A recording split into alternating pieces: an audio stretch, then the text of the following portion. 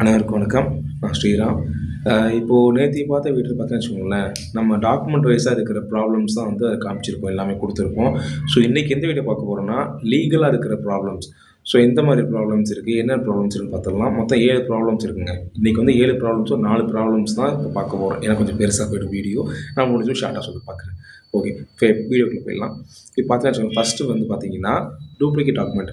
இப்ப நம்மளோட original document miss ஆயிடுச்சுன்னு வச்சுக்கோங்களேன், அதோட ஒரு டூப்ளிகேட் டாக்குமெண்ட் எப்படி ரெக்கவரி பண்ணுறதுன்னா, ஒண்ணும் இல்லைங்க. நம்மளோட ஃபர்ஸ்ட்டு போலீஸ் ஸ்டேஷன் போயிட்டு ஒரு எஃப்ஐஆர் காப்பி குடுத்துட்டு, நம்ம எஃப்ஐஆர் ஒண்ணு குடுத்துட்டு, ஸோ அதுக்கு அடுத்து வந்து லோக்கல் நியூஸ் பேப்பர் இருக்குன்னு வச்சுக்கோங்களேன், அதில வந்து சின்னதா ஒரு ஆட் குடுத்துடலாம். அதில விளம்பரம் பண்ணிட்டு, ஸோ அதுக்கப்புறம் நம்ம ரிஜிஸ்டர் ஆஃபீஸ் வந்துட்டு, இந்த மாரி வந்து என்னோட ஒரிஜினல் டாக்குமெண்ட் மிஸ் ஆயிடுச்சு.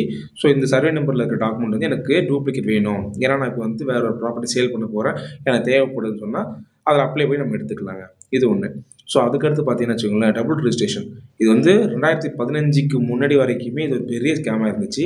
ஆனா எப்போ இந்த பத்திரப்பதிவுத்துறை வந்து முழுசா வந்து டிஜிட்டல் மயமாக்கப்பட்டுச்சோ, அதிலிருந்தே இந்த ஒரு விஷயம் காணாம போயிடுச்சுங்க. இப்ப அந்த விஷயம் சுத்தமா எதுவும் இல்லாம இருந்திருக்கு.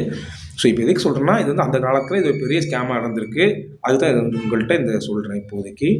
ஸோ அதுக்கடுத்து பார்த்தோம்னா, இல்லீகலா சேல் பண்றது ப்ராப்பர்ட்டிய. இப்போ வந்து நான் வந்து இங்க ஊர்ல இல்லன்னு வச்சுக்கோங்களேன், நான் வந்து இப்போ தமிழ்நாட்ல இல்ல. என்னோட ப்ராப்பர்ட்டி ஒண்ணு சேல் பண்ணணும். பட் நான் இங்க தமிழ்நாட்ல இல்ல.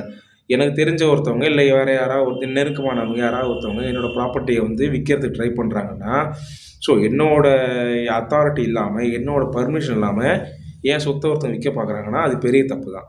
அது வந்து கூட்டு பட்டாவா இருக்கட்டும், இல்ல ஃபேமிலியோட பெரிய அசெட் வந்து எனக்கு தெரியாம நான் வந்து அந்த ஃபேமிலில வந்து எனக்கும் ஒரு பங்கு இருக்கு. ஆனா எனக்கு தெரியாமலே அத மொத்தமா சேல் பண்ண பார்க்குறாங்க. அந்த வாரிசு உரிமை இதுலேருந்து என் பேர தூக்கிட்டு அத வந்து சேல் பண்ண பார்க்குறாங்கன்னா, அதுவுமே பெரிய லீகலா இருக்கிற பெரிய தப்பு தான். அதுவும் இல்லாம வந்து நமக்கு தெரியாம நம்ம வந்து ஒருத்தருக்கு பவர் அத்தாரிட்டி குடுத்தோம்னு வச்சுக்கோங்களேன், அவரே வந்து நம்ம இத மிஸ்யூஸ் பண்ணி, அந்த பவர மிஸ்யூஸ் பண்ணி விக்க பார்த்தாலுமே அதுவே பெரிய தப்பு தாங்க. ஸோ இப்ப நம்ம கடைசியா பார்க்க ஒரு பாயிண்ட் என்னன்னா, இல்லீகலா வந்து பில்டிங் கட்டுறது, அதுவும் இல்லாம ரூல்ஸ பிரேக் பண்ணி கட்டுறது. இது வந்து என்னன்னு வச்சுக்கோங்களேன், நம்ம தனுஷ் சார் நடிச்ச அந்த விஐபி படத்துல வரும் பார்த்தீங்களா, கன்ஸ்ட்ரக்ஷன். இல்லீகலா பிளான் பண்ணி கட்டுறதா இருக்கட்டும், இல்ல தீம் பார்க் வந்து இந்த இடத்துல செட்டே ஆகாது. இந்த சதுப்பு நிலத்தில தீம் பார்க் கட்டுறதுக்கு அனுமதி கிடையாது. இருந்தாலும் கட்டணும்னு சொல்றீங்க. இது நியாயமே இல்ல. அப்டின்னு சொல்றாங்க பார்த்தீங்களா? ஸோ அதுதான் இந்த ரூல்ஸ பிரேக் பண்ணி கட்டுறது. ஏன்னா ஒரு இடத்துல வந்து இத்தன பில்டிங், இத்தன அடுக்கு மாடி தான் இருக்கணும். செட் ஆஃப் கணக்கு இருக்கும். அத மீறி கட்டுனா என்னென்ன ஆகும்னா, கண்டிப்பா பெரிய ஒரு சம்பவம் தான் நடக்கும். அது நடக்கக்கூடாது அப்படின்னா, நம்ம ரூல்ஸ ஃபாலோ பண்ணி, அது கரெக்ட்டா நடந்துக்கிறது தான் நமக்கும் நல்லது, நம்ம கூட இருக்கவும் நல்லது. ஸோ இந்த 4 பாயிண்ட்ஸும் பார்த்துட்டோம். பேலன்ஸ் இருக்க 3 பாயிண்ட்ஸ் நாளைக்கு வீடியோல உங்களுக்கு அப்லோட் பண்றேன். Thank you.